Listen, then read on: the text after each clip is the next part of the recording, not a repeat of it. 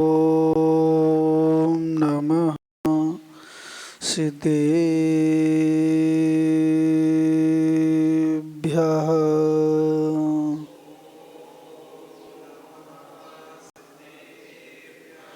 ॐ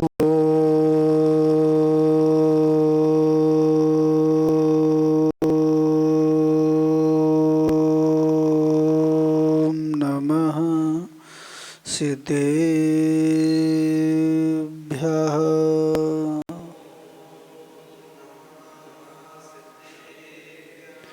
ॐ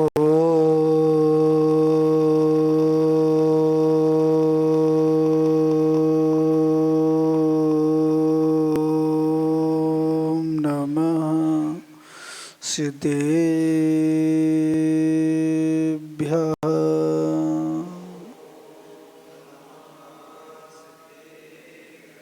ऋणोत्तयं च वन्दे चोवीशं जन सदा वन्दे पंचगुरुण वन्दे चरणं चरणं सदा वन्दे णमो हरिहन्ताडं णमो सिद्धाडं णमो आयर्याडं णमो वज्रायाडं णमो लोये सभ्यसाहुडं। बोलो अनंतानंद सत्परमेष्टि भगवान की, चिंतामणि पारसनाथ भगवान की, अंतिम तीर्थेश वर्धमान स्वामी की, द्वादशांग जिनवाणी माता की, बादशाह दिवाकर आचार्य श्री विमल सागर जी महाराज की, गणाचार्य श्री विराग सागर जी महाराज की, आचार्य श्री विशुद्ध सागर जी महाराज की, आचार्य श्री विनिश्चय सागर जी महाराज की, तीन कमनो कोडमराज की, अहिंसा परमो धर्म की। भव्य आत्मन, इस संसार पर दृष्टि पड़ती है तो ऐसा प्रतीत होता है जो जीव इस संसार की समस्त द्रव्यों की एक देश उस सर्व देश पर्यायों को जो युक्त पद जान रहे हैं, वे जीव अनंत सुख का अनुभव कर रहे हैं। और जो जीव छद्मस्त हैं, द्रव्यों की पर्याय को एक देश अलग जान रहे हैं, उस सर्व देश अलग जान रहे हैं, वे जीव इंद्रिय सुख का ही अनुभव कर रहे हैं। पर आचार्यों ने कहा है, जो जीव छद्मस्त हैं, मनुष्य हैं, कर्म भूमज हैं, पर्याप्त हैं, वे जीव पुरुषार्थ कर सकते हैं, धर्म पुरुषार्थ कर सकते हैं, मोक्ष पुरुषार्थ कर सकते हैं। जो छद्मस्त पर्याय है, इसका विनाश कर कर केवली बनकर समस्त द्रव्यों की पर्याय को, एक देश पर्याय को, सर्व देश पर्याय को युक्त पद समझकर अनंत सुख का अनुभव कर सकते हैं, अनंत ज्ञान का अनुभव कर सकते हैं, अनंत दर्शन का अनुभव कर सकते हैं, अनंत शक्ति का अनुभव कर सकते हैं। भैया पारस भैया, अभी जो पुरुषार्थ चल रहा है, धर्म का पुरुषार्थ चल रहा है, ये सामान्य पुरुषार्थ नहीं है।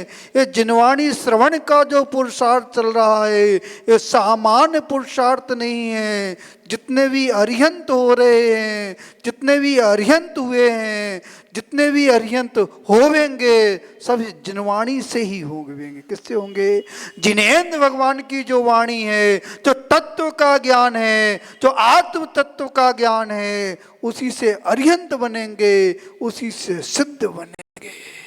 भैया पुण्य का उदय है। किसका उदय है? पुण्य का उदय है। ये मनुष्य पर्याय मिली हुई है, और मनुष्य पर्याय में ये उत्तम कुल मिला हुआ है। उत्तम कुल में जिनवाणी का श्रवण कर रहे हो, श्रवण कर रहे हो, पुरुषार्थ कर रहे हो, उस तत्व ज्ञान को प्राप्त करने का पुरुषार्थ कर रहे हो, आत्म तत्व को प्राप्त करने का पुरुषार्थ कर रहे हो। सामान नहीं है भैया। कितने लोगों का मन होता है प्रवचन सुनने का? कितने लोगों का मन होता है? और कितने लोगों का मन नहीं होता है? जो जिनके अंदर धर्म है, तत्व ज्ञान को प्राप्त करने की भावना है, वह जीव जैसे ही प्रवचन प्रारंभ होता है, गुरु के आने से पहले बैठ जाते हैं, वो धर्मात्मा होते हैं। कौन होते हैं? धर्मात्मा होते हैं। और जो फोन करके बुलवाए जाते हैं, वो क्या होते हैं? किराए के होते हैं। किसके होते हैं? किराए के होते हैं। और जो स्वयं आते हैं, भावना लेकर आते हैं, तत्व का ज्ञान को समझना है, जिनवाणी को समझना है, वो धर्मात्मा व्यक्ति होता है। कौन होता है? धर्मात्मा व्यक्ति होता है। और जो मात खाली स्थान की पूर्ति कर रहे हैं, कौन कर रहे हैं? खाली स्थान की पूर्ति कर रहे हैं कि अब चतुर्मास हुआ है तो प्रवचन तो सुनना ही सुनना है, अब पद पर बैठे हुए तो प्रवचन तो सुनना ही सुनना है। आशीष भैया ऐसा तो नहीं है? परिवर्तन कर लेना, भावना का परिवर्तन कर लेना। जो भावना ऐसी हो रही है तो उसका परिवर्तन कर लेना, और परिवर्तन कर लोगे तो जिन घड़ियों में संक्लेश हो रहा है उन घड़ियों में विशुद्धि बढ़ना प्रारंभ हो जाएगी। और जहां पे विशुद्धि होती है, पुण्य बढ़ता है, तत्व ज्ञान बढ़ता है, क्षोभसम बढ़ता है, धर्म की भावना होती है, संयम को धारण करने की भावना होती है, अशुभ लेस्याएं समाप्त होती हैं, शुभ लेस्याओं का उदय हो जाता है। किसका उदय हो जाता है? इंद्र भैया, शुभ लेस्याओं का उदय हो रहा है कि नहीं हो रहा है? कुछ प्रभाव पड़ रहा है कि नहीं पड़ रहा है? यदि जीवन में प्रभाव पड़ रहा है, धर्म की भावना बन रही है, त्याग की भावना बन रही है, दया की भावना बन रही है, शील धर्म को प्राप्त करने की भावना बन रही है, तो आचार वर्ग के लेस्याओं का प्रभाव पड़ रहा है, जिनवाणी का प्रभाव पड़ रहा है, भाव में निर्मलता आ रही है, विशुद्धता बढ़ रही है, और शुभ लेस्या निरंतर बढ़ रही है। आज फिर से उस पदम लेस्या को समझना है। किसको समझना है? पदम लेस्या का। लाल रंग की होती है। कैसे रंग की होती है? गुलाब का फूल कैसा होता है? लाल वर्ण का होता है। तो भौरा होता है, उस गुलाब के वृक्ष पर बैठता है। किस पर बैठता है? गुलाब के वृक्ष पर बैठता है। उस रस का संचय करता है, रस का संचय करता है। और ऐसे भी भौरे होते हैं तो रस का संचय करते हैं, उनमें प्राणांत हो जाते हैं। क्या बने हुए हो? क्या बने हुए हो? महाराज भोराई तो बने। क्या बने हैं? पंच इंद्रिय विषयों में आसक्त हैं। निज स्वरूप समझ में नहीं आ रहा, जिन आगम समझ में नहीं आ रहा, तत्व समझ में नहीं आ रहा, पंच इंद्रिय विषयों के प्रति ये संसार ही अच्छा लग रहा है। शरीर सुख के लिए ये संसार अच्छा लग रहा है। और जिसको आत्मा का सुख नजर आता है, जिसको आत्मा का सुख नजर आता है, उसे पंच इंद्रिय का विषय विष के समान लगता है। किसको पी रहे हो सेठ जी? किसको पी रहे हो? विष को पी रहे हो। किसको पी रहे हो? विष को पी रहे हो। और परिवर्तन हो जाएगा, परिवर्तन हो जाएगा। विष का त्याग कर दोगे, पंच इंद्रिय विषय का त्याग कर दोगे, आत्मा के स्वभाव में रमण करोगे, तो आचार्य वर्ग के पद्म लेस्या प्रकट होगी, पद्म लेस्या प्रकट होगी, और पद्म लेस्या के बाद शुक्ल लेस्या प्रकट होगी। केवल ज्ञान प्रकट हो जाएगा। क्या प्रकट हो जाएगा? केवल ज्ञान प्रकट हो जाएगा। समझ में आ रहा कि नहीं आ रहा भैया? उस पद्म लेस्या को समझना है। और जो पद्म लेस्या वाला होता है वो निराला व्यक्ति होता है। कैसा होता है? वो निराला होता है, उसकी भावना निराली होती है।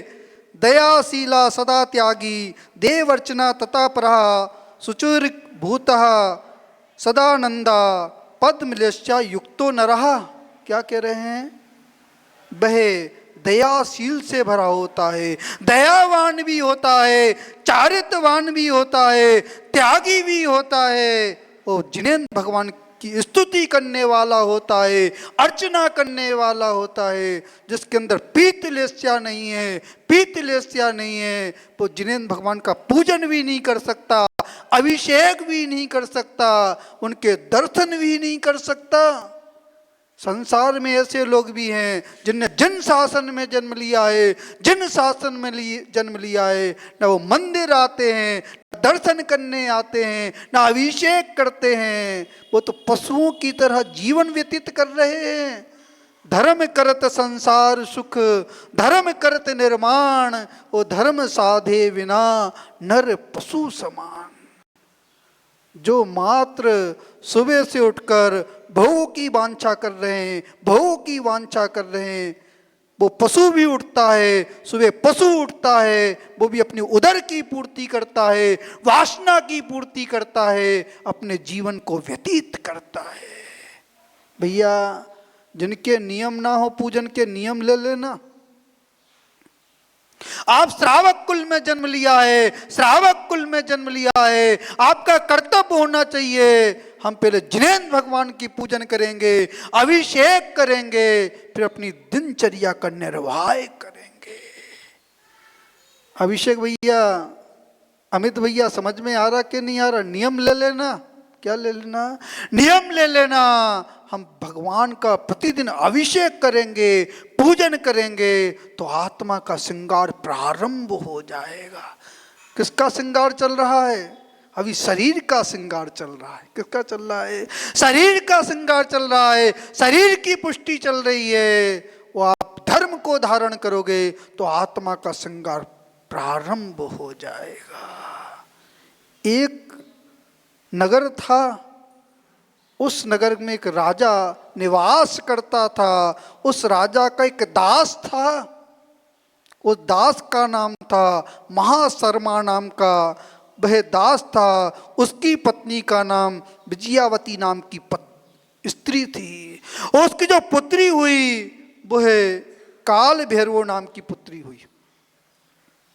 जन्म लेते साथ ही वो कुरूपा थी, उसके शरीर की बनावट कुरूप था, उससे लोग घृणा करते थे, उसके रूप को देखते थे, माता पिता भी घृणा करते थे, ऐसा रूप था। भैया, आज जो सुंदरता दिख रही है, जो कांति दिख रही है, पूर्व जन्म में जिनेंद्र भगवान की भक्ति की है, जिनेंद्र भगवान की भक्ति की है, उस भक्ति का प्रभाव दिख रहा है। शरीर में कांति दिख रही है, शरीर में सूक्ष्मता दिख रही है, शरीर में सुंदरता दिख रही है। ये जिनेंद्र भगवान की भक्ति का ही परिणाम है, उस पुण्य का ही परिणाम है जो शरीर में कांति दिख रही है। उसके शरीर में से ऐसी आभा निकलती थी, अशुभ आभा निकलती थी, लोग उसके शरीर को देखना पसंद नहीं करते थे। पाप का उदय था। किसका उदय था? तीव्र पाप का उदय था। और जिसके तीव्र पाप का उदय होता है उसको वैभव मिलता है, वैभव मिलता है, संपत्ति मिलती है, पर्याय मिलती है, सब दुख देती है। क्या देती है? दुख देती है। पुण्य का उदय जागृत हुआ।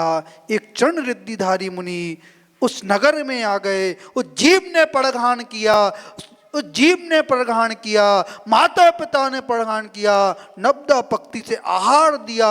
वो आहार देने के बाद उन्होंने समाधान पूछा, इसने क्या पाप किया है, इस जीव ने क्या पाप किया है, इसके कारण की जो शरीर की वर्गणा है, इस शरीर का रूप घिनौना है।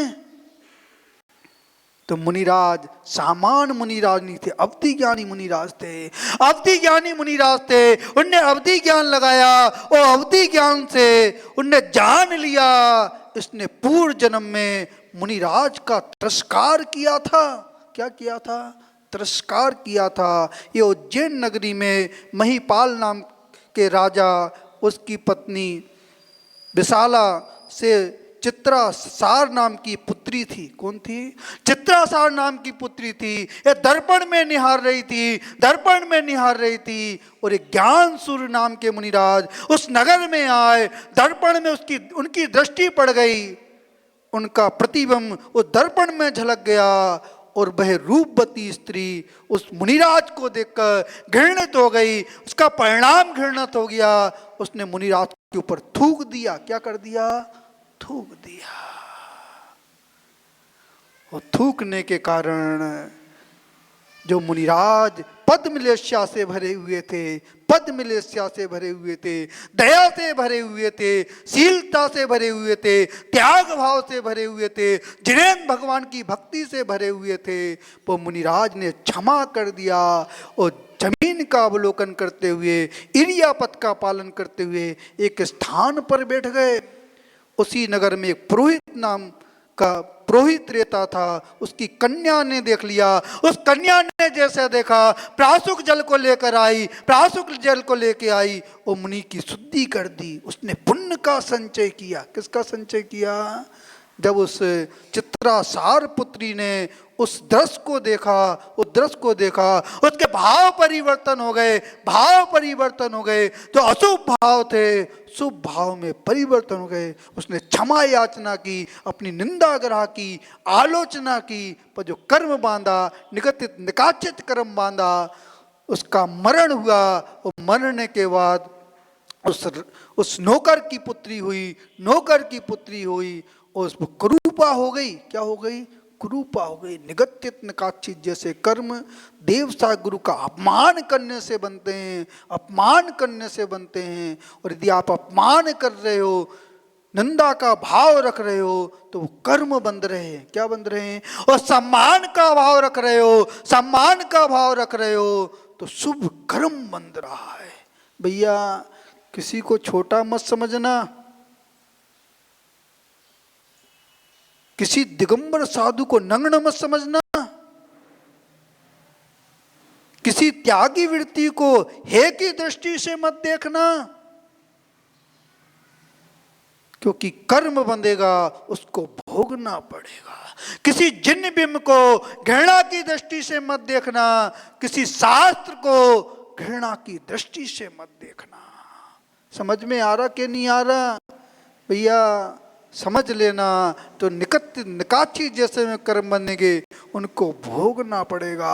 उस कन्या को समझ में आ गया, पूरा वृतांत सुन लिया, पूरा वृतांत सुन लिया। वो निंदा करने लगी, आलोचना करने लगी। मेरे पापों का कैसे क्षय होगा, मेरे पापों का कैसे क्षय होगा, ये अशुभ लेच्छा कैसे समाप्त होगी, काय की भी अशुभ लेच्छा कब कैसे समाप्त होगी, और भावों की अशुभ लेच्छा कैसे समाप्त होगी। मुनि ने उपाय बताया। 16 कारण व्रत करो। कौन सा व्रत करो? 16 कारण व्रत करो। तीर्थंकर भगवान की भक्ति करो, सुंदर काया मिलेगी, सुंदर काया मिलेगी। जो पाप कर्म है, वो पाप कर्म क्षय हो जाएगा। उसने व्रत का पालन किया, सल्लेखना मरण किया, सल्लेखना मरण किया, और सल्लेखना मरण किया, और सल्लेखना मरण कर कर स्वर्ग में, 16वें स्वर्ग में देव हो गई। क्या हो गई? देव बन गई। क्योंकि भगवान की भक्ति से सब कुछ प्राप्त होता है। जो जीव सल्लेखना मरण करता है, उसने स्त्री पर्याय का भी छेदन कर दिया, स्त्री पर्याय का भी छेदन कर दिया। वो सोधर स्वर्ग में जाकर देव हो गई, देव पर्याय में चली गई। ये अम्मा देखो, क्या नाम है अम्मा का? उम्र कितनी होगी? 80-85 साल। पर धर्म के प्रति जो रुचि है, नमोकार मंत्र का बोलो तो 9 बार पढ़ते हैं। कितनी बार पढ़ते हैं? 9 बार नमोकार मंत्र पढ़ते हैं। जो भावना है, जो पुरुषार्थ किया है, पूरे जीवन में पुरुषार्थ किया है, धर्म का पुरुषार्थ किया है, जीव का पुण्य देखो। एक मुनिराज नहीं, 3 मुनिराज संबोधन करने आ रहे हैं, संबोधन करने आ रहे हैं। ये पुण्य का पुरुषार्थ है, पूर्व का पुरुषार्थ है। जो त्याग की भावना है, त्याग की भावना है, धर्म की भावना है। इंद्रियां काम नहीं कर रही हैं, फिर भी धर्म धारण करने का भाव है। मैंने कहा सल्लेखना लेना है, तो फौरन तैयार हो गए, मुझे सल्लेखना लेना है। और 1 वर्ष की उनने सल्लेखना को ग्रहण किया, और तीनों प्रकार के आहार का त्याग कर दिया। मात्र जल ले रहे हैं, जल ले रहे हैं, वो धर्म ध्यान कर रहे हैं। जिसका जैसा अभ्यास होता है, जिसका जैसा अभ्यास होता है, जैसा संस्कार होता है, जैसा पुण्य होता है, वैसा कार्य होता है। 3 प्रकार के अन्न जल का त्याग कर दिया। संलेखना पे आरूढ़ हो गए। जो जीव संलेखना पे आरूढ़ होता है वो छपक कहलाता है। क्या कहलाता है? छपक कहलाता है। जो छपक की सेवा करता है, छपक की सेवा करता है। महिलाओं का अवसर है, आप सेवा कर सकते हो, अपने पुण्य को संचय कर सकते हो। पुरुष तो सेवा नहीं कर सकते, पर जो ग्रस्त हैं वो भी सेवा कर सकते हैं। आप अपने पुण्य को गाढ़ा कर सकते हो, जितनी बने सेवा करो, उनकी सेवा करो, धर्म श्रवण करवाओ, धर्म श्रवण करवाओ। आपका भी पुण्य बढ़ेगा, आपका भी पुण्य बढ़ेगा। और ऐसा पुण्य बढ़ेगा, ऐसा पुण्य बढ़ेगा, जब प्राण निकलेंगे तो हाथ में पिछी का मंडल होगा और संबोधन करने के लिए दिगंबर संत होंगे। ऐसा पुण्य बढ़ेगा। सामान्य बात नहीं है, सामान्य बात नहीं है। यदि कोई जीव संलेखना पे धारण होता है, वो अन्न जल का त्याग करता है, अन्न जल का त्याग करता है, वो जीव विशेष होता है। क्या होता है? विशेष। पूरे नगर का कर्तव्य है। किसका है? एक परिवार का कर्तव्य नहीं है, पूरे नगर का कर्तव्य है। उनको धर्म श्रवण करवाओ, उनको अपने धर्म के मार्ग पर स्थापित करो, धर्म के मार्ग पर स्थापित रहने दो। ये आपका कर्तव्य है। समझ में आ रहा कि नहीं आ रहा? एक पूजा कम कर लेना, एक पूजा को कम कर लेना, पर कलह मत करना, चर्चा मत करना, नहीं तो वहां पे जाकर दूसरी चर्चाएं चालू कर दो। सिर्फ धर्म की चर्चा करना है। क्या करना है? धर्म की चर्चा करना है। उनके संक्लेश परिणाम नहीं करना है, धर्म के मार्ग पर स्थापित करना है। और धर्म के मार्ग पर स्थापित करोगे, धर्म के मार्ग पर स्थापित करोगे। आचार्यों ने कहा, जो जीव संलेखना को धारण करता है, जो संलेखना करवाता है, 100 दीक्षाओं बराबर पुण्य का संचय कर लेता है। कोई आचार होते हैं, किसी छपक की संलेखना करवाते हैं, समाधि मरण करवाते हैं, वो समाधि मरण पूर्ण होता है तो उन आचार्यों को 100 दीक्षा का बराबर पुण्य लग जाता है। 100 दीक्षा दे दो, चाहे एक संलेखना करवा दो, बराबर पुण्य लगता है। क्या लगता है? बराबर पुण्य लगता है। राजू भैया समझ में आ रहा कि नहीं आ रहा? अन्नू भैया समझ में आ रहा कि नहीं आ रहा? थोड़ी वो सेवा करना है। क्या करना है? धर्म ध्यान करवाना है, धर्म ध्यान करवाना है। जो सुख भाव, शुभ भाव है, उन शुभ भावों को और जागृत करना है। क्या करना है? जागृत करना है। तो उस महिला को समझ में आ गया, उसने संयम धारण किया, संलेखना मरण किया, वो स्त्री पर्याय का छेदन किया, स्त्री पर्याय का छेदन किया। वो स्वर्ग से चलकर आई, स्वर्ग से चलकर आई, विदेह क्षेत्र में जन्म हुआ। कहाँ हुआ? विदेह क्षेत्र में जन्म हुआ। जब किसी जीव का जन्म होता है, जब किसी जीव का जन्म होता है तो माँ को 45 दिन का सूतक लगता है। कितने दिन का लगता है? जो जननी होती है उसको 45 दिन का सूतक लगता है। जो परिवार के लोग होते हैं, 3 पीढ़ी के लोग होते हैं, उन्हें 10 दिन का सूतक लगता है। सिर्फ माता को ही 45 दिन का सूतक लगता है। किसको लगता है? परिवार के लोगों को 10 दिन का सूतक लगता है, चाहे वो उसी घर में रहते हो, उनको मात्र 10 दिन का सूतक लगता है। और चौथी पीढ़ी वालों को भी 10 दिन का सूतक लगता है। 5वीं पीढ़ी वालों को 5 दिन का सूतक लगता है। चौथी पीढ़ी वालों को 6 दिन का सूतक लगता है। 5वीं पीढ़ी वालों को 5 दिन का सूतक लगता है। 6वीं पीढ़ी वाले को 3 दिन का सूतक लगता है। 8 पीढ़ी वाले को 1 दिन का सूतक लगता है। 9 पीढ़ी वालों को 6 घंटे का सूतक लगता है। और 10 पीढ़ी वालों को स्नान करने तक का सूतक लगता है। तो भैया ये पद्धति है, आचार्यों के द्वारा बताई हुई ये पद्धति है, इनका पालन करना चाहिए। जो चक्रवर्ती होते हैं, जो राजा होते हैं, उनका ना सूतक लगता है ना पातक लगता है। वो विशेष पुण्यशाली जीव होते हैं। कौन होते हैं? विशेष पुण्यशाली। समझ में आ रहा कि नहीं आ रहा? भैया समझ लेना, धर्म की परिभाषा को समझ लेना। और जो धर्म की परिभाषा समझता है, जो धर्म की परिभाषा समझता है, वो निर्माण को प्राप्त हो जाता है। वह जीव आया, तीर्थंकर प्रगति का बंद किया, उसने और जन्म भी लिए होंगे, तीर्थंकर प्रगति का बंद किया। और तीर्थंकर प्रगति का बंद करने के बाद उसका जब घर में आया तो घर उत्सव मनाया गया, जन्म हुआ तो जन्म उत्सव मनाया गया। फिर उसने संयम धारण किया, संयम धारण किया, और जैसे संयम धारण किया तो तब कल्याणक मनाए गए। लोकांतिक देव आ गए। कौन आ गए? लोकांतिक देव आ गए। लोकांतिक देव आकर उनने प्रशंसा की, उनके संयम की प्रशंसा की, उनके संयम के मार्ग पर चलने की प्रशंसा की। आप प्रशंसा करते कि नहीं करते? यदि बच्चे रात्रि भोजन का त्याग कर दे, आलू का त्याग कर दे, अवक्ष पदार्थ का त्याग कर दे, और आप उसको संयम के मार्ग पर नहीं बढ़ा रहे हो, और आप प्रेशर डाल रहे हो कि पढ़ाई करना है, तुम्हें अध्ययन करना है, और रात्रि भोजन करो, अवक्ष पदार्थ का सेवन करो, तो ऐसे माता पिता धर्मात्मा नहीं है। वो खुद धर्म के मार्ग से च्युत हो रहे हैं, उन बालकों को धर्म के मार्ग से च्युत कर रहे हैं। भैया पढ़ाई को महत्व देना। ऐसे भी जीव हैं जो अंगूठा छाप थे, प्रधानमंत्री भी बन गए। क्या बन गए? प्रधान, राष्ट्रपति भी, राजा भी बन गए। ऐसे भी लोग हैं, ऐसे भी लोग हैं। लालू यादव कहां तक पढ़ा है? 8वीं फेल होगा शायद।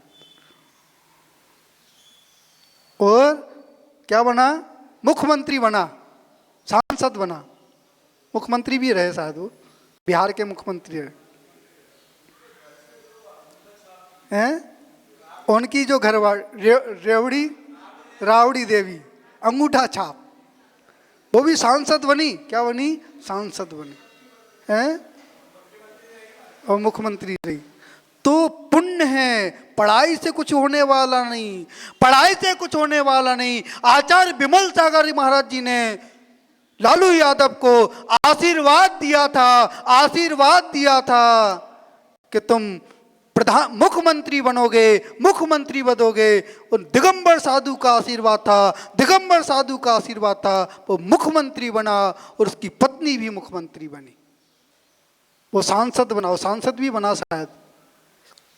तो पढ़ाई से कुछ नहीं होता, किससे होता है? पुण्य से होता है। यदि पुण्य है, किसी कोई कलेक्टर भी बन गया है, कलेक्टर भी बन गया है, और पुण्य नहीं है, तो ऐसा पाप का उदय आएगा, पाप का उदय आएगा, वो पदवी छिन जाएगा, वो पदवी छिन जाएगा, और उसको दुख भी भोगना पड़ सकते हैं। क्या भोगना पड़ सकते? दुख भी भोगना पड़ सकते हैं। तो भैया विद्या से कुछ होने वाला नहीं वाला है, धर्म के साथ विद्या है, धर्म के साथ विद्या है, तो वो सुख शुभ लेस्या को उत्पन्न कराने वाली है। यदि आज मात विद्या का अर्जन कर लिया, मात विद्या का अर्जन कर लिया, वो धर्म नहीं है, तो सुख मिलने वाला नहीं, पुण्य बढ़ने वाला नहीं है। समझ में आ रहा कि नहीं आ रहा? भैया पढ़ाना तो पर ऐसे स्थान में मत पढ़ाना जिस मेस में मांस भी तैयार हो रहा है, वो शाकाहार भी तैयार हो रहा है। वो बालक कलेक्टर भी बन जाएगा तो कुछ लाभ होने वाला नहीं है, उसका संस्कार घटने वाला नहीं है, उसकी भावना शुद्ध होने वाली नहीं है। जिस बर्तन में मांस तैयार हो रहा है, जिस बर्तन में मांस तैयार हो रहा है, उसी बर्तन में आप शाकाहार को ग्रहण कर रहे हो, तो आपका जीवन आर्य जीवन नहीं है। कैसा जीवन है? मलिक्ष जीवन। बाजार का तो कुछ खाना नहीं चाहिए, तो बाजार का ग्रहण कर रहे हैं, वो मांस का सेवन कर रहे हैं। किसका सेवन कर रहे हैं? मांस का सेवन कर रहे हैं। इसलिए त्याग होना चाहिए। हम ना बाजार का जल ग्रहण करेंगे, ना अन्न ग्रहण करेंगे, क्योंकि जिस वस्तु की मर्यादा निकल गई है, जिस चीज की मर्यादा निकल गई है, उसमें त्रस जीव उत्पन्न हो गए हैं, और जहाँ पे त्रस जीव होते हैं वो मांस संज्ञा होती है। कौन सी संज्ञा होती है? मांस संज्ञा होती है। समझ में आ रहा कि नहीं आ रहा? अमित भैया, मनीष भैया, समझ में आ रहा कि नहीं आ रहा? उपास चल रहे कि नहीं चल रहे हैं? उपास चल रहे कि नहीं चल रहे हैं? महाराज हम तो रंग बदलते हैं। क्या बदलते हैं? काम बदल जाए तो रंग भी बदल जाता है।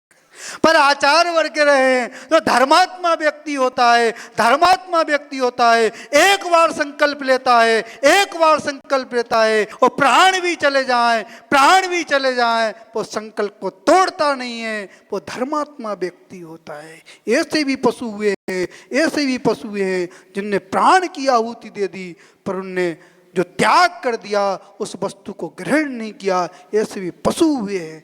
वो लोमड़ी, वो सियाल उस बावड़ी में जा रहा है, उस बावड़ी में जा रहा है, नीचे अंधकार दिख रहा है, ऊपर प्रकाश दिख रहा है, नीचे रात को समझ रहा है, ऊपर दिन को समझ रहा है। उसने जल ग्रहण नहीं किया, प्राण की आहुति दे दी। जब आयु का बंध हुआ, आयु का बंध हुआ तो स्वर्ग का देव बन गया। क्या बन गया? स्वर्ग का देव बन गया। कौन सी आयु, कौन सी आयु को बांधने का पुरुषार्थ चल रहा है जितेंद्र भैया? कौन सी आयु बांधने का पुरुषार्थ चल रहा है राजकुमार भैया? कौन सी आयु बांधने का पुरुषार्थ चल रहा है? त्याग कर देना। क्या कर दे? त्याग कर देना। हम अपनी आर्य सभ्यता का पालन करेंगे, आर्य सभ्यता का पालन करेंगे, अवक्ष पदार्थ का सेवन नहीं करेंगे। संजय भैया समझ में आ रहा कि नहीं आ रहा? समझ लेना, ये मनुष्य पर्याय की श्वास चल रही है, जैनत की श्वास चल रही है, आर्य सभ्यता की श्वास चल रही है। इस आर्य सभ्यता में समझ में आ गया, इस आर्य सभ्यता में समझ में आ गया तो उत्तम पर्याय मिलेगी, उत्तम कुल मिलेगा, उत्तम भाव मिलेगा, उत्तम क्षेत्र मिलेगा। वो आप पुरुषार्थ करोगे, कर्मों का क्षय करोगे, निर्माण को प्राप्त कर लोगे। वो जीव तीर्थंकर प्रगति को बांधा, उसने तीर्थंकर प्रगति को बांधा, तब कल्याणक मनाया गया, तब कल्याणक मनाया गया। और जैसे से काल बीता, काल बीता, पहले उसने दर्शन मोहिनी कर्म का क्षय किया, फिर चारित मोहिनी कर्म का जैसे क्षय किया, चारित मोहिनी कर्म का जैसे क्षय किया तो प्रमत्त गुण स्थान से अप्रमत्त गुण स्थान में, अप्रमत्त गुण स्थान से अपूर्ण गुण स्थान में, अपूर्ण पूर्व गुण स्थान से अनवित्ती वृत्त गुण स्थान में, अनवित्ती गुण स्थान से सुख सांप्राय में, वो सुख सांप्रदाय से क्षीण मोह कसाय में जैसे ही प्रवेश किया तो सुख सांप्राय में मोहिनी कर्म का क्षय कर दिया, मोहिनी कर्म का क्षय कर दिया। और 12वें गुण स्थान में ज्ञानावर्णी, दर्शनावर्णी, अंताय का क्षय किया। जैसे 63 प्रगतियों का क्षय हुआ तो केवल ज्ञान प्रकट हो गया, केवल ज्ञान प्रकट हो गया, परम औदारिक शरीर प्रकट हो गया। कौन सा शरीर हो गया? परम औदारिक शरीर, सर्वांग सुंदर हो गया, सर्वांग सुंदर हो गया। जो परम औदारिक शरीर होता है, परम सर्वांग सुंदर हो गया। जो क्रूप की पर्याय थी, जो क्रूप की पर्याय थी वो भी विनाश हो गई, जो साधारण औदारिक पर्याय थी वो भी समाप्त हो गई, परम औदारिक पर्याय समाप्त हो प्राप्त हो गई और परम सुख लेस्या प्रकट हो गई। पद्म लेस्या के बाद कौन सी लेस्या आती है? परम सुख लेस्या प्रकट हो गई। केवल ज्ञान प्रकट हो गया। वो जीव एक समय में वस्तु के एक अंश का भी ज्ञान रख रहा है, वो सर्व अंश का भी ज्ञान रख रहा है। ज्ञान की महिमा है, केवल ज्ञान की महिमा है। वहाँ पे समय भेद नहीं है, समय भेद नहीं है, केवल ज्ञान प्रकट हो गया, केवल ज्ञान। उस जीव को तो समझ में आ गया। आपको समझ में आ रहा कि नहीं आ रहा भैया? अजय भैया समझ में आ रहा कि नहीं आ रहा? जो आवृत का समय है वो व्रत धारण कर लोगे, व्रत धारण कर लोगे तो जिन में आवृत का पाप लग रहा है, आवृत का पाप लग रहा है, उन समय में व्रत का पुण्य आना चालू हो जाएगा, पुण्य आना चालू हो जाएगा। व्रतों को धारण करना चाहिए, महाव्रतों को धारण करना चाहिए। जो व्रत को धारण करता है, महाव्रतों को धारण करता है, उसी की पर्याय सार्थक होती है, उसकी शुभ लेस्या होती है, शुभ लेस्या होती है। जिनकी शुभ लेस्या होती है, आचार वर्ग रहे, वो पुरुषार्थ करते हैं, धर्म का पुरुषार्थ करते हैं, धर्म का पुरुषार्थ करते हैं, वो कर्मों का क्षय करते हैं। कर्मों का क्षय करना है कि नहीं करना है धर्मेंद्र भैया? क्या करना है? व्रत लेना है कि नहीं लेना? अखिलेश भैया क्या करना है? कि कमंडली पहुंचते रहोगे? पिछी भी लेना है। क्या लेना है? पिछी भी लेना है, कमंडल भी लेना है, महाव्रतों को धारण करना है, महाव्रतों को धारण करना है, वो मोक्ष मार्गी बनना है। क्या बनना है? मोक्ष मार्गी भी बनना है। बनना है कि नहीं बनना है? महाराज हम तो देख रहे हैं, अभी क्या देख रहे हैं? मोक्ष मार्ग को देख रहे हैं। पाठ पर खड़े हुए हैं, उस पाठ पर खड़े हुए हैं और विचार कर रहे हैं भव से पार होना है, भव से पार होना है। भव से कौन पार हो सकता है? जो जलाशय में प्रवेश करता है, जलाशय में प्रवेश करता है, तैरना प्रारंभ करता है, तैरना प्रारंभ करता है, वही संसार से पार होता है। जो पाठ पे खड़े रहते हैं, पाठ पे खड़े रहते हैं, मात लहरों को देख रहे हैं, वो मोक्ष मार्ग को प्राप्त नहीं कर सकते, मोक्ष को प्राप्त नहीं कर सकते। म्यूटेटर्स, समझ में आ रहा कि नहीं आ रहा? समझ लेना, ये मनुष्य पर्याय की श्वास चल रही है। किसकी चल रही है? मनुष्य पर्याय की श्वास चल रही है। एक बार श्री कृष्ण से युधिष्ठिर ने कहा, आप तो कर्ण का पक्ष लेते हो। किसका पक्ष लेते हो? कर्ण का पक्ष लेते हो, कर्ण की महिमा गाते हो, वो बहुत दानवीर है, बहुत सज्जन व्यक्ति है। श्री कृष्ण सामान्य जीव नहीं थे, नीतिवान थे। कौन थे? वो नीतिवान थे, विशेष ज्ञानी थे, विशेष क्षमता रखते थे, विशेष ज्ञान रखते थे, अर्ध चक्रवर्ती थे, 3 खंड के अधिपति थे, नीतिवान थे। तुमने कहा मुझे चंदन की लकड़ी चाहिए। किनसे कहा? युधिष्ठिर से कहा मुझे चंदन की लकड़ी लाके दे दो, सूखी लकड़ी चाहिए। और कौन सा महीना था? सावन का महीना था, पानी बरस रहा था, पानी बरस रहा था। युधिष्ठिर ने मना कर दिया, इस सावन के महीने में सूखी चंदन की लकड़ी कहाँ मिलेगी? कर्ण के पास संदेश पहुंचा दिया। किसके पास पहुंचा दिया? कर्ण के पास संदेश पहुंचाया। जैसे ही कर्ण के पास संदेश पहुंचाया, चौखट में चंदन की लकड़ियां लगी थी, उसने चौखट निकाली, घर की चौखट निकाली, उस लकड़ियों का इकट्ठा बनाया और श्री कृष्ण के पास पहुंचा दिया। जो पद मिलेच्छा से भरा होता है, जो पद मिलेच्छा से भरा होता है, वो त्यागी होता है, वो दानी होता है, वो जो पद मिलेच्छा से भरा होता है। आप त्याग करते हो, पूजन करते हो, किन भावों से करते हो? महाराज हम तो बनिया हैं। कौन है? डिब्बी भर द्रव लाते हैं और मुट्ठी भर चढ़ाकर चले जाते हैं। किसको ठग रहे हो? कुछ लोग मंदिर आते चप्पल चुराने के लिए आते। किस लिए आते? चप्पल चुराने के लिए आते। किसी की नई चप्पल देखी तो चुरा के चले जाते। धर्म करने नहीं आ रहे, क्या करने? चोरी करने आ रहे हैं। आचार वर्ग के रहे हैं, पाप का संचय कर रहे हैं, पाप का संचय कर रहे हैं, मंदिर में कपट कर रहे हैं, मंदिर में कपट कर रहे हैं और अपने संसार को बढ़ा रहे हैं। भावों के मटके सीधे हो रहे कि नहीं हो रहे? भावों के मटके सीधे करना है। क्या करना है? भावों के मटके सीधे करना है। प्रतिज्ञा कर लेना, हम मंदिर आएंगे, चोरी करने नहीं आएंगे, चोरी करने नहीं आएंगे, अचोर धर्म का पालन करने आएंगे, अचोर धर्म का पालन करने आएंगे। यदि ऐसा नियम होगा, ऐसा नियम होगा, तभी आपका धर्म ध्यान होगा और चप्पल पर दृष्टि होगी, दूसरे के चप्पल पर दृष्टि होगी तो पूजा नहीं होगी, चप्पल के दर्शन होंगे, चप्पल के दर्शन होंगे। जिनेंद्र भगवान के दर्शन होने वाले नहीं है। नियम ले लेना, यदि कोई किसी की चप्पल भी ले गया हो तो दूसरे की चप्पल उठा के मत ले जाना। इसमें पाप का संचय होगा। किसका संचय होगा? पाप का संचय होगा। कुछ लोग आते हैं वो चप्पल ही चुराने आते हैं। क्या चुराने आते हैं? चप्पल चुराने। किसी की अच्छी नवीन चप्पल होए तो उठाकर ले जाते। पहली बात तो चप्पल पहन के आना नहीं चाहिए। मंदिर आते हो बगैर चप्पल के आना चाहिए, एरिया पथ का पालन करना चाहिए। चप्पल पहनकर आ रहे हो तो वहां भी हिंसा कर रहे हो, हिंसा कर रहे हो। नियम होना चाहिए, नंगे पैर आएंगे, 4 हाथ जमीन को देखकर एरिया पथ का पालन करेंगे तो पुण्य का संचय होगा, पुण्य का संचय होगा। और चप्पल पहनकर आओगे तो पाप का संचय होगा, जीवों का घात होगा। समझ में आ रहा कि नहीं आ रहा? भैया नियम ले लेना। सुरेश भैया, सुरेश नाम है? क्या नाम है? सुरेश, सुरेश, नियम ले लेना। डाबरी वाले हो, पीछे बैठे जो, नियम ले लेना। क्या ले लेना? नियम ले लेना। हम चप्पल पहनकर मंदिर नहीं आएंगे। धर्म ध्यान प्रारंभ हो जाएगा, धर्म ध्यान प्रारंभ हो जाएगा। और जहाँ पे इरियापद का पालन होता है, इरियापद का पालन होता है, जो जीव इरियापद का पालन करते हैं मुनियों जैसा पुण्य कमा लेते हैं। कैसा कमा लेते हैं? मुनियों जैसा पुण्य कमाते हैं। जो इरियापद का पालन करते हैं, जो इरियापद का पालन नहीं करते वो पाप का संचय करते हैं।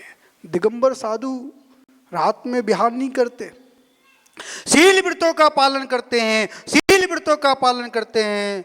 यदि उनको विहार करना पड़ जाए, विहार करना पड़ जाए, लघु संज्ञा दीर्घ संज्ञा के लिए जाना पड़ जाए, तो पिछी का मार्जन करते हुए, पिछी से मार्जन करते हुए उस कदम को बढ़ाते हैं, उस कदम को बढ़ाते हैं। वो महावृत्ति होते हैं। कौन होते हैं? महावृत्ति होते हैं। समझ में आ रहा कि नहीं आ रहा?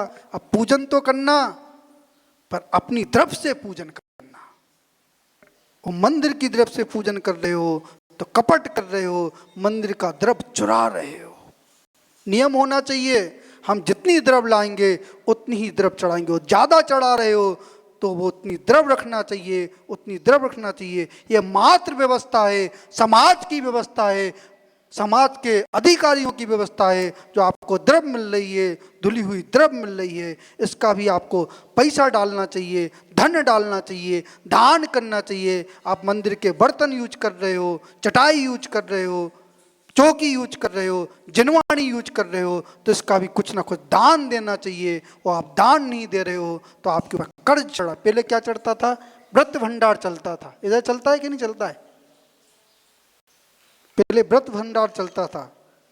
जब अनंत चतुष्टय आती थी, बुंदेलखंड में वो चलता है, तो प्रत्येक घर से कुछ ना कुछ द्रव्य मंदिर के लिए दान किया जाता था।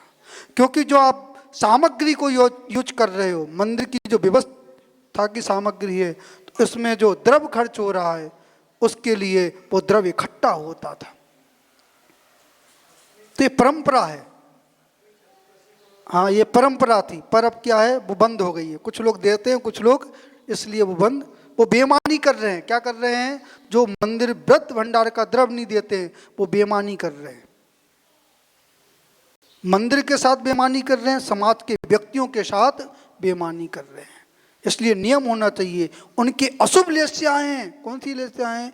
उनकी शुभ लेस्याएं नहीं है, कपट से भरा मन है, कपट से भरा मन है। और जहाँ पे अशुभ लेस्याएं होती हैं वहाँ पे पाप का संचय होता है। और जहाँ पे शुभ लेस्या होती है वहाँ पे सरलता होती है, सहजता होती है, ईमानदारी होती है। और जहाँ पे ईमानदारी होती है वहाँ पे पुण्य का संचय होता है। श्री कृष्ण के सामने वो चंदन का गट्ठा पड़ा हुआ था, गट्ठा पड़ा हुआ था। वो युधिष्ठिर से कह रहे हैं ये दानवीर है, ये दानवीर है। इसने अपनी चौखट निकाल दी, अपने घर की चौखट निकालकर चंदन की लकड़ी दे दी, चंदन की लकड़ी दे दी। ये पद्मलेस्या से भरा हुआ है, पद्मलेस्या से भरा हुआ है, पद्मलेस्या से भरा हुआ है। ये सदा त्यागी, सदा दान में तत्पर रहता है, सदा दान में तत्पर रहता है। युधिष्ठिर को समझ में आ गई, कर्ण की महिमा समझ में आ गई, कर्ण की महिमा समझ, जैसे ही कर्ण की महिमा समझ में आई उसको समझ में आ गया कर्ण दानवीर है, कर्ण दानवीर है, पद्मलेस्या से भरा हुआ है, पद्मलेस्या से। और जो पद्मलेस्या से भरे हुए थे तो कर्ण ने भी महाव्रतों को धारण किया, महाव्रतों को धारण किया। वो कर्मों का क्षय किया, कर्मों का क्षय किया, केवल ज्ञान को प्रकट कर लिया, केवल ज्ञान को प्रकट कर लिया। वो जहाँ पे केवल ज्ञान होता है वो जीव एक समय में वस्तु के एक अंश को भी जानता है, वो सर्व अंश को भी जानता है। जो एक अंश और सर्व अंश को युगपत जानते हैं, आचार्य वर्ग कह रहे, वो अनंत ज्ञान का अनुभव करते हैं, अनंत सुख का अनुभव करते हैं। उन्हीं की पर्याय सार्थक होती है। ओम नमः सिद्धेभ्यः।